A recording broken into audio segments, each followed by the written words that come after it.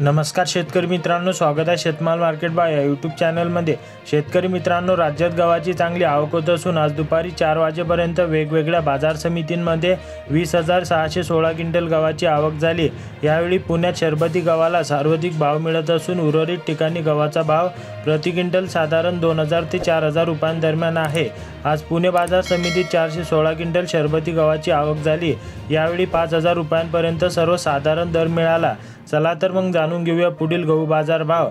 सर्वात पहिली बाजार समिती बुलढाणा, आवक 254 क्विंटलची, कमीत कमी दर 2,133, सर्वात जास्त दर 2,867 आणि सर्वसाधारण दर 2,500।